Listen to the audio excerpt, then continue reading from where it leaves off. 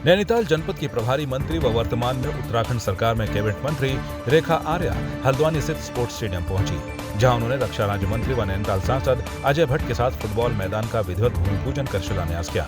Sports stadium में बन रहे इस फुटबॉल मैदान की कुल लागत करीब 470.39 लाख रुपए है, जो कि 1 वर्ष के अंतराल में पूर्ण हो जाएगा। खेल और खेल के संदर्भ में जो उसके संसाधन हैं उसको बढ़ावा लगातार दे रही है। और अभी मैं मानती हूँ कि चाहे वो खेल का बजट केंद्र का प्रस्तुत हुआ हो, चाहे हमारे आने वाले समय में हमारा बजट प्रस्तुत होने वाला हो, माननीय मुख्यमंत्री जी की ये साफ निर्देश है कि खेल और खिलाड़ियों को जो है वो बढ़ावा मिलना चाहिए। उसी निमित्त मुझे बेहद खुशी है कि यहाँ के सबसे लोकप्रिय सांसद भी और हमारे बड़े राज्यों भी और केंद्र में मंत्री भी ऐसे आदरणीय अजय भट्ट जी के मार्गदर्शन में आज यहाँ पर फुटबॉल मैदान का जो है भूमि पूजन और शिलान्यास यहाँ पर हुआ है। और निश्चित रूप से मैं मानती हूँ कि इस भूमि पूजन और शिलान्यास के माध्यम से जो धनराशि 4 करोड़ की निर्गत की गई है उसका सही दिशा में उपयोग होना और हमारे बच्चों के लिए जो कि बहुत ही काफ़ी सेंटर प्लेस में बना हुआ है, सीधे यहाँ पर आना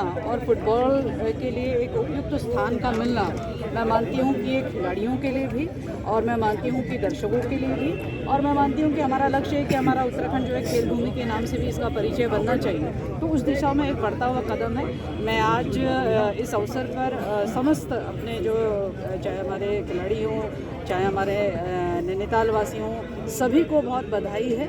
इस खेल मैदान से, इस फुटबॉल के मैदान से मैं समझती हूँ हमारे बच्चों के लिए बहुत ही उपयोगी होगा। बहुत ही साधारण बच्चे भी यहाँ आके जो है अपने प्रैक्टिस कर सकते हैं और इस धनराशि के साथ में जो कि मैं समझती हूँ कि शायद हम लोग दिसंबर तक का हमारा लक्ष्य है कि दिसंबर तक में हम इसको पूर्ण कर लेंगे। मैं मानती हूँ कि उससे पहले हमारा लक्ष्य रहेगा कि बहुत जल्द जो है माननीय मंत्री जी के साथ में हम इसको लोकार्पण करने के लिए भी यहाँ पर आएंगे और निश्चित रूप से आज इसकी शुरुआत करते हुए बेहद खुशी हुई। उत्तराखंड विधानसभा अध्यक्ष ऋतु खंडूड़ी भूषण ने कोटद्वार झंडा चौक स्थित अपने कैंप कार्यालय में जिलाधिकारी व सभी विभाग के उच्च अधिकारियों के साथ कोटद्वार विधानसभा क्षेत्र से संबंधित विभिन्न विषयों को लेकर बैठक की। इस दौरान विधानसभा अध्यक्ष ने जिलाधिकारी से बातचीत की, जिसमें ट्रेंचिंग ग्राउंड की समस्या, मोटर नगर के निर्माण, पेयजल, बिजली की समस्या सहित बाईपास रोड एवं तहसील के पुनः निर्माण को लेकर जानकारी लेते हुए आवश्यक दिशा निर्देश दिए।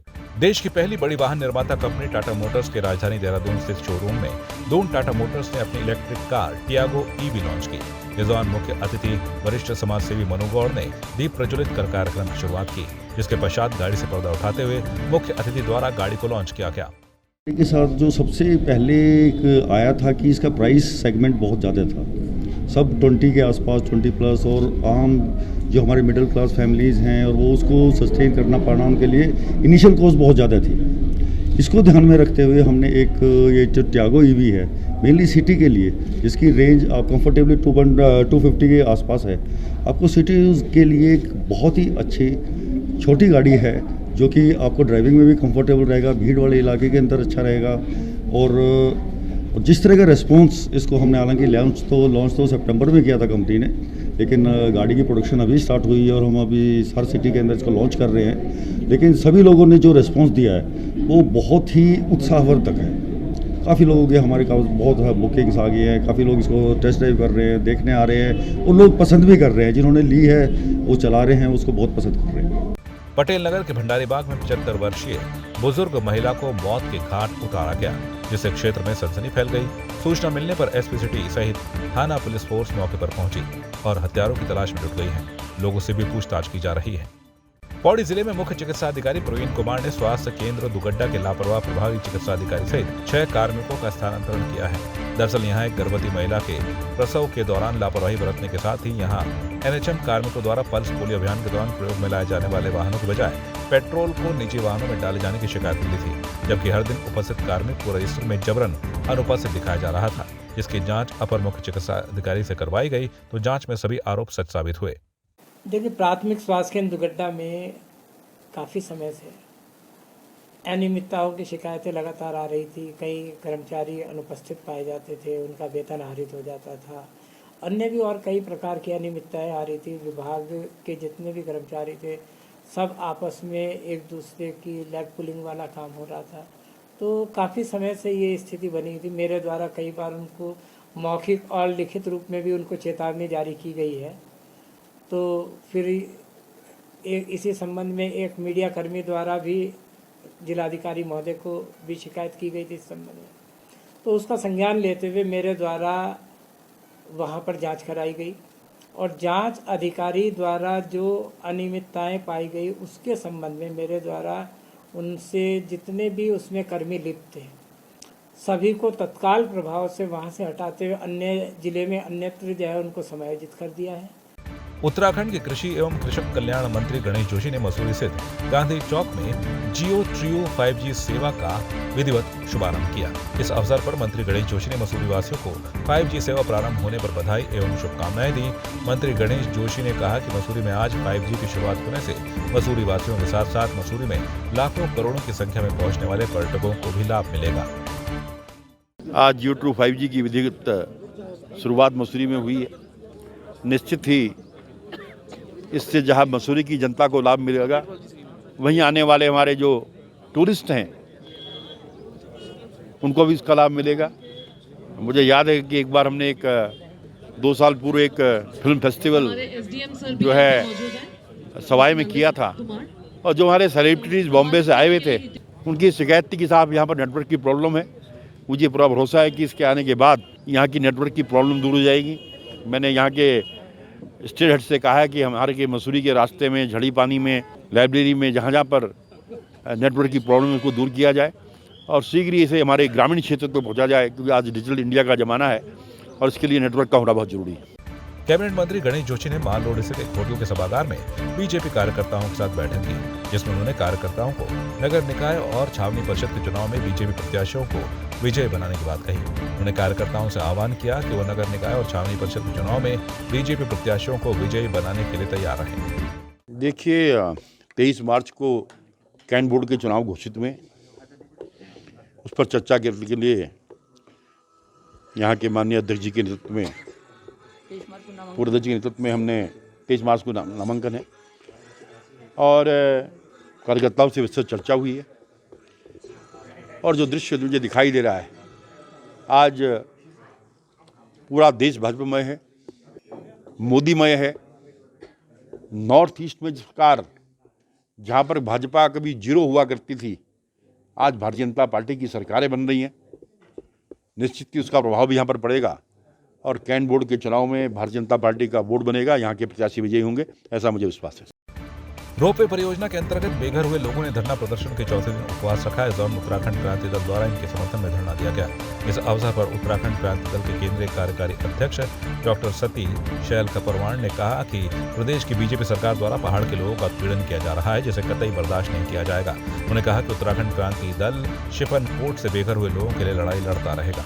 देखिए, ये जैसे कि सरकार संवेदनहीन सरकार है और देखिए ये बेसिक जो है इस मसूरी को बर्बाद करने के लिए, वैसे पूरे पहाड़ को बर्बाद करने के लिए काम कर रहे हैं। लेकिन यहाँ मसूरी में यहाँ के विधायक गणेश जोशी और यहाँ के नगर पालिका अध्यक्ष अनुज गुप्ता, ये दोनों की जुगलबंदी है। आप देख सकते हैं पिक्चर पैलेस चौराहे पे बोर्ड लगा हुआ है, 4 महीने से इगास कब चली गई है, लेकिन वो इनकी जुगलबंदी है। इन दोनों ने मिल करके शिपन कोट को तोड़ा है। विधायक वहीं खड़े थे और ये गैप थे जानबूझ के, और वो तोड़ा है। और आज 3 साल से कम 30 बार इनके वादे हैं, लिखित में हैं, वीडियो हैं, सब कुछ है। लेकिन आज देखिए, हमने आज उपवास रखा था, आज व्रत रखा था हमने गणेश जी का नाम का, कि भाई आप आइए, इस जगह पर आइए जहां आपकी बहनें बैठी हैं, जिनको आपने राखी बांधी है, यहाँ पर आइए। और आपने जो IDH बिल्डिंग में भूमि पूजन किया था, जैसे कि अभी हमारे केंद्रीय अध्यक्ष ने भी कहा कि भाई देवताओं के सामने आपने जो है शपथ ली थी कि हम शिपन कोट को भूमि में जो है मकान बना के दे रहे हैं। आज 1.25 साल हो गया है, कहाँ वो मकान गए, कहाँ वो माता मंगला के जो है 5.5 करोड़ रुपए चले गए हैं। कम से कम आगे बता दीजिए अपनी जनता को। लेकिन इनके पास अगर सच्चाई होती आते ये कोई आए नहीं है। तो ये बड़ा दुखद है और कोई बात नहीं है, ये जनता की अदालत है, हम जनता के बीच खड़े हैं और हमारा गांधीवादी जो आंदोलन है वो चलता रहेगा। मैं आपसे पहले कह दूं कि आज से 5 महीने पहले हल्द्वानी में हमारी केंद्रीय कार्यकारिणी की बैठक हुई थी। ये विषय हमारा वहाँ पर भी आया था, इसको हमने वहाँ पर ये प्रस्ताव पारित किया था कि इसको मुख्य मुद्दे में हमने रखा है। जिस प्रकार के अंकिता हत्याकांड, फांसी की सज़ा देने के लिए, CBI की जांच करने के लिए, और जो भर्ती घोटाला हुआ है, चाहे वो विधानसभा में हुआ है, चाहे UKSSC का हुआ है, चाहे पब्लिक सर्विस कमीशन में हुआ है, वहाँ जो बड़े बड़े मगरमच्छ हैं जो पर्दे के पीछे हैं, मंत्री हैं उसमें शामिल हैं, उसमें आईएएस शामिल हैं, उनके खिलाफ जो जांच बिठाने के लिए सीबीआई की जांच होनी चाहिए, उनको सज़ा देनी चाहिए, उन पर कानूनी शिकंजा होना चाहिए। उसके लिए ये सब हमारे प्रस्ताव हैं। तो इस प्रस्ताव में ये सब है, तो इसमें हम लड़ाई लड़ेंगे। हम कल भी हमने देहरादून में लड़ाई लड़ी है। काफ़ी हमारा जो महिला उत्तराखंड क्रांति दल था उसको पूरा ये हमने गाइडलाइन दी थी कि आपको इस मुद्दे को बहुत मजबूती से उठाना है, और हमने उत्तरकाशी में भी ये मुद्दा उठाया था, और आगे जहाँ भी हमारा कार्यक्रम होगा वहाँ हम इस मुद्दे को उठाएंगे। पिथौरागढ़ जिले के दूरस्थ क्षेत्र सल्ला चिंगरी राजकीय इंटर कॉलेज की मूलभूत समस्याओं को लेकर सल्ला चिंगरी के ग्रामीणों के द्वारा जिला अधिकारी कार्यालय पिथौरागढ़ में जोरदार प्रदर्शन किया गया। ग्रामीणों का कहना है कि स्कूल में फर्नीचर, रिक्त पड़े अध्यापकों की भरपाई व क्षेत्र में बदहाल हो चुकी सड़क की मांग को लेकर जिला अधिकारी पिथौरागढ़ रीना जोशी को ज्ञापन दिया गया। साथ ही ग्रामीणों ने चेतावनी देते हुए कहा कि शीघ्र ही सल्ला क्षेत्र की उक्त समस्या का समाधान नहीं होता है तो वह समस्त क्षेत्र की जनता को लेकर सड़कों पर उतरने को बाध्य होंगे, जिसकी जिम्मेदारी शासन प्रशासन की होगी। हम लोग सल्ला चिंगरी क्षेत्र के रहने वाले हैं। हमारे यहाँ इंटर कॉलेज में बड़ी समस्याएं चल रही हैं। मोटर रोड पूरी उखड़ करके ख़राब हो चुकी है। हमारे विद्यालय में विज्ञान विषय नहीं है, जो सन 2011 में हमारे यहाँ उस हाई स्कूल से इंटरमीडिएट के रूप में उच्चीकरण हुआ था, वो अभी तक मतलब हम लोगों को मांग करते करते मतलब प्रधानमंत्री शिक्षा मानव संसाधन मंत्री रमेश पोखरियाल जी तक हम लोगों ने पत्राचार किया, लेकिन अभी तक उत्तराखंड सरकार द्वारा हमारे यहाँ विज्ञान विषय मतलब संचालित नहीं किया जा रहा है। गुरुकुल कांगड़ी सम विश्वविद्यालय का 121वां स्थापना दिवस समारोह धूमधाम से मनाया गया। स्थापना दिवस समारोह के मुख्य अतिथि डॉक्टर रमेश पोखरियाल निशंक रहे। इस दौरान उन्होंने कहा कि वैदिक शिक्षा दर्शन और भारतीय मूल्यों पर आधारित गुरुकुल कांगड़ी सम विश्वविद्यालय देश का एकमात्र विश्वविद्यालय है। इस अवसर पर नृत्य, गायन आदि के कई कार्यक्रम छात्र छात्राओं के द्वारा प्रस्तुत किए गए।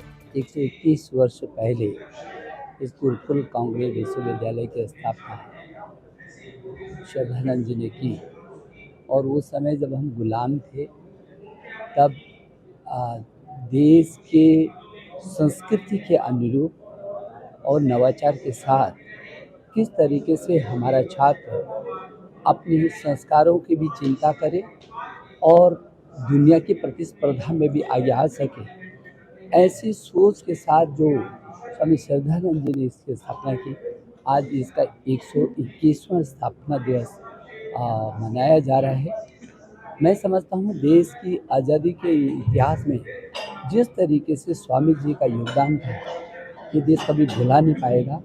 इसलिए आर्य समाज का जो योगदान है और स्वामी दयानंद जी का जो संस्कार है, देश के प्रति उनकी सोच रही है, वो उल्लवित और पल्लवित हो रही है, पुष्पित हो रही है। मुझे भरोसा है कि जो हमारी पीढ़ी आगे बढ़ रही है निश्चित देश को गौरव बढ़ाएगी, और ये अमृत महोत्सव जो हम मना रहे हैं उस अमृत महोत्सव का ये कार्यक्रम अपने में एक महत्वपूर्ण गरिमा लिए और देश में बड़ा योगदान देगा। जैसा कि हम सब लोगों को विदित है, अमर हुतात्मा स्वामी श्रद्धानंद जी ने 1902 में कांगड़ी पर गुरुकुल कांगड़ी विश्वविद्यालय की उन्होंने स्थापना की थी। इस विश्वविद्यालय की स्थापना वैदिक संस्कृति सभ्यता, गुरुकुल शिक्षा पद्धति और लॉर्ड मैकाले की शिक्षा पद्धति के विरोध के लिए इसकी स्थापना की गई थी। इस विश्वविद्यालय के माध्यम से कैसे वैदिक ज्ञान विज्ञान की पुनः प्रतिष्ठा हो, भारत विश्वगुरु पद पर प्रतिष्ठापित हो और यहाँ फिर से हमारी जो वैदिक संस्कृति सभ्यता का उसका पुनः प्रचार पूरे विश्व में हो, इस विश्वविद्यालय के माध्यम से इसी महान उद्देश्य को लेकर के स्वामी जी ने इसकी स्थापना की थी। आज हम लोग 9:30 बजे से यज्ञ का कार्यक्रम प्रारंभ करने जा रहे हैं। उसके बाद ध्वजोत्तोलन होगा, उसके बाद सभागार में मुख्य कार्यक्रम आयोजित होगा, जिसमें देश के अनेक गणमान्य व्यक्ति आ रहे हैं जो स्वामी श्रद्धानंद जी के, आर्य समाज के, दयानंद जी के संदेशों को बारे में मंथन करेंगे और कैसे आज की विषम परिस्थिति में इस विश्वविद्यालय के माध्यम से हम लोग स्वामी श्रद्धानंद जी के, दयानंद जी के सपनों को पूरा कर सकते हैं। इन पर व्याख्यान, विचार विमर्श किया जाएगा।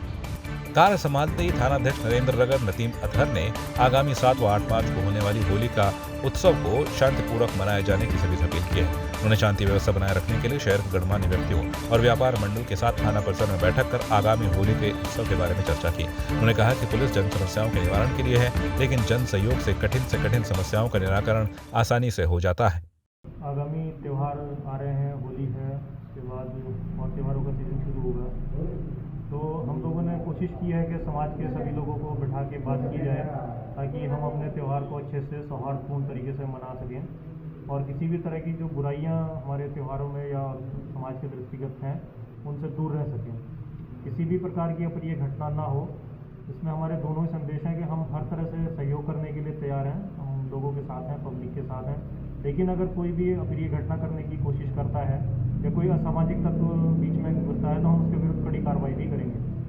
दूसरी बात जो समाज में फैल रहा है, नशे की एक बात बताई है, बच्चों में नशा बढ़ रहा है, ये बिल्कुल बात सही है कि आजकल नशे का चलन थोड़ा बढ़ा है, लेकिन ये केवल एक संस्था की प्रयासों से पूरा नहीं हो सकता।